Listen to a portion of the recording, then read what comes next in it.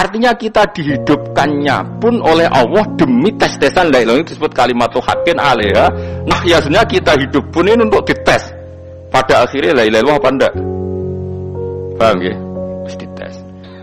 Allah itu juga secara hukum itu kan enggak fair, dites kok enggak punya pemandu. Dibikinlah Rasul, diutuslah para Rasul untuk pemandu. Tes itu kan butuh seru. Mak pemandu tok ora ono musuhe kan gak seru. Dibikinlah setan. Sadane sebagian kita sudah setan tapi ini ben seru.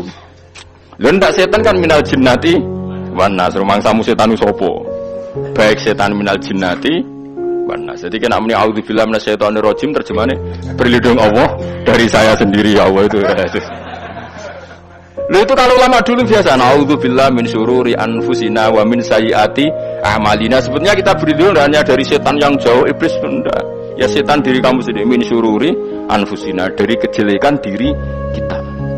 Ngomongnya do ujug, soalnya setan tuh makhluk gaib sing piye. Lha kowe iku sapa? Nganti kowe maksiat terus mergo akrab klop, roh mbek setan klop, mulane terus maksiat. Dah. Allah ngutus pemandu yang ngecul setan ben fair. Napa? Fair. Jadi semua darul ibtila ini juga demi kalimat. Makanya disebut kalimatu haqqin sing alaiha nahya. Kita hidup ya demi mendapatkan kalimat itu. Kita mati nanti ya demi kalimat itu, artinya mati ke neraka ya karena kalimat itu kita menolak atau mengabaikan. Masuk surga ya karena kalimat itu kita hormat, kita benar dalam memperlakukan kalimat itu. Berarti alaiha nahya wa alaiha namut. Terus wa alaiha nub'as karuan, kalau kamu termasuk minal aminin ya nub'as minas solihin, kalau minal kafirin ya nub'as minal zolimin. Tapi semua desain dunia ini hanya demi kalimat la ilaha illallah Muhammadur Rasulullah. Nah ini kan penting. Bagaimana mungkin kemudian kalimat sesakral ini, sehebat ini, kemudian ada orang tahlil kamu tidur. Kok iso? Kula jangan kok iso wong turu. Misalnya kayak mangkel, kula mangkel sing mimpin Gus, suwi ra barbar. Bagaimana mungkin kalimat yang menyelamatkan Anda kemudian Anda anggap problem? Elek gak? Apalagi kamu anggap ini bid'ah. Nak cara kula oke lah, ndongakno mayit itu gak ono tuntunan Nabi. Tahlilan gak ono tuntunan. Tapi wis muni tok kono tok. Artinya muni tok kono tok ora usah nyerang kalimat, enak kalimat tetep kalimat thayyibah. Soal kowe ora seneng sing tahlil, mergo tiga profesi lah iku wonge wae gedinge aja geman. Ya saya misalnya, saya kadang enggak cocok sama mubalek karena kadang profesi. Tapi saya tidak pernah anti pengajian bagaimana itu membawa syiar Islam. Tapi kalau mubalek kadang ora seneng, kadang tak kontoke piro. Bareng sangone sithik, kok sumpah mek transportasi ne. Lah wong ngono kok senengi iku piye?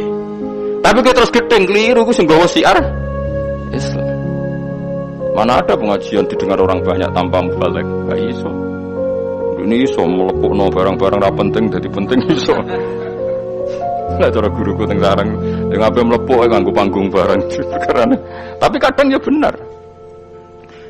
Yang namanya mudin mubalek ya itu bisa benar bisa salah, tapi kamu enggak boleh gedeng kalimatnya. Piye kalimatnya itu kalimat hak. Nah, ini penting kalau utarakan sehingga zaman Nabi Sugeng ini rungokno tenan ngaji kula. Zaman Nabi Sugeng ada sahabat namanya itu Usamah bin Zaid. Ini sahabat kesayangannya Nabi, hibbu Rasulillah. Usama itu diutus Nabi perang. Ini dengerin ya, diutus perang. Pas perang itu si kafir tadi menggal temannya. Ada yang tangannya putus, kakinya putus. Wah, seorang kafir ini sudah luar biasa. Bacok sana, bacok sini. Ketika terdesak oleh pasukan Usama, kebetulan Usama ini cakap ya, sama beberapa temannya orang Ansor. Orang kafir yang sudah qata'a arjulana wa qata'a aidiana, dia pas terdesak bilang la ilaha illallah. Terus sama Usama tetap ditusuk, dibunuh karena dia berpikir ini qolaha mutawid dan dia melafadzkan kalimat itu hanya berlindung dari pembunuhan. Setelah dilaporkan Nabi itu marah besar. Nabi ngendikan kaifa anta ya Usama bila ilaha illallah idza ja'at bika yaumal qiyamah. Kowe nek ditakoki la ilaha illallah ku piye? Piye-piye wis ngomong la ilaha illallah, tapi ambek ngomong ngoten sausé ngethoki tangan kula, maksudnya tangan kula tangan kelompok saya, tiga-tiga saya. Nabi tetap jawab kaifa bila ilaha illallah idza ja'at bika yaumal qiyamah. Kok Nabi menyoal terus.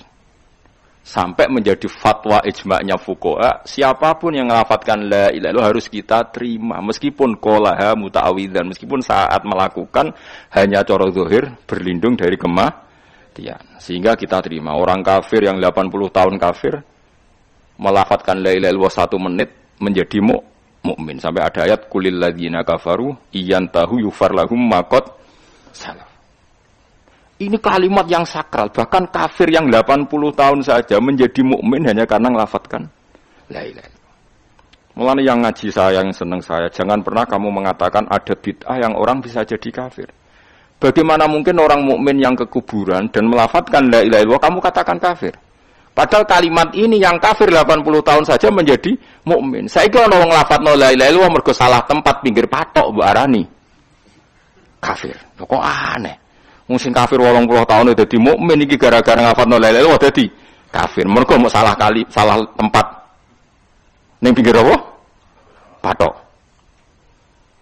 Boyo ora cocok muni nganggur, wong sering ziarah ku nganggur. Nyatane ya tenan.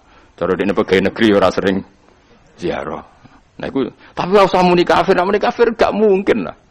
Coba kalimat ini itu orang kafir yang 80 tahun menjadi apa coba dengan melafadzkan kalimat ini? Mukmin kan? Berarti kalimat ini adalah kalimat penghilang kekafiran.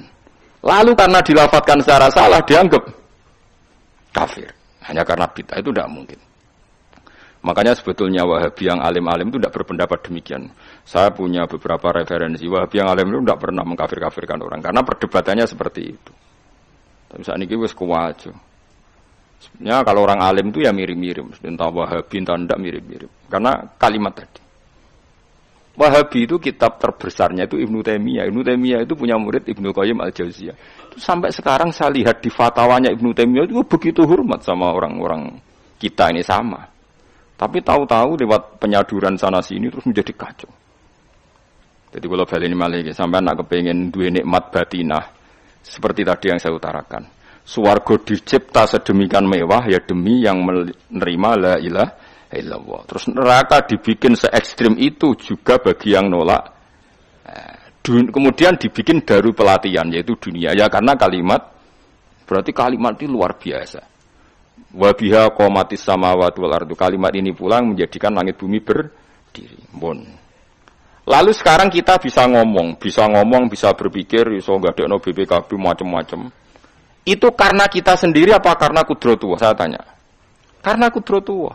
Kalau karena kudratullah, apa susahnya Allah bikin kemampuan tanah ini nangis, tanah ini susah. Wong podo-podo kowe iso nangis, iso mikir ya mergo kudratullah, ndak karena kamu. Harusnya ya sama, bumi-bumi ini bisa menangis juga karena kudratullah. Makanya bumi ini menangis ketika enggak ada orang yang sujud. Iku ya mungkin. Wong zaman kowe iso nangis ya krana kudratullah, mestine bumi yang kamu katakan benda mati, hakikatnya dengan kudratullah juga sama dengan kita.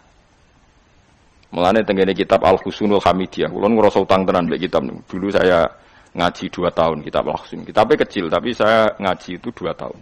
Berkali-kali saya ulang. Itu beliau cerita gini. Dia yang ngarang itu orang alim, kebetulan dia orang India. Memang kelebihannya kitab dikarang orang Arab itu luweh bulet. Wong Arab kan semuanya Islam, karangannya itu standar. Ini dikarang orang India.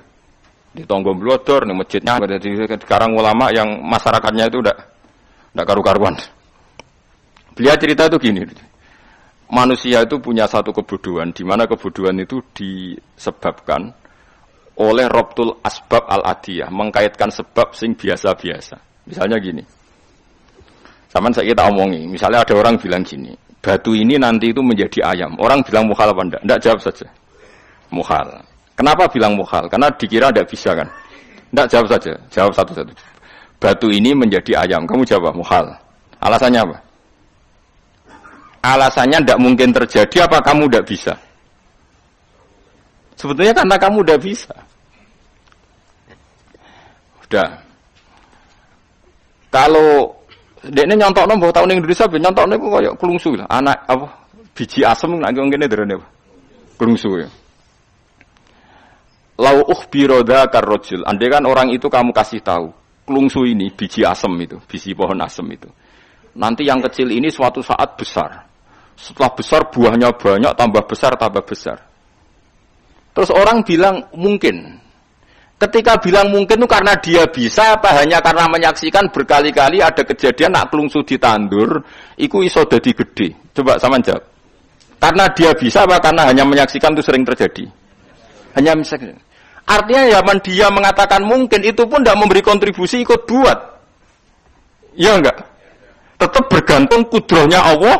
Dia hanya bilang mungkin karena sering melihat. Sebenarnya dia enggak sama sekali memberi kontribusi. Lah ya darani mungkin ya ora urun. Paham ya? Lalu kenapa dia kecangkeman terus muni wong wis mati dadi lemah gak mungkin dadi manusa meneh. Lho zaman dadi manusa sing wis ngene iki kok mani dene lara melok gawe. Terus muni mungkin mergo sering terjadi, sering roh, sering bersaksi. Berarti sebetulnya manusia itu pakai ukuran dia mampu tidak mampu apa pakai ukuran bersaksi melihat. Bersaksi. Nah ini kan problem kita sebagai manusia itu problem.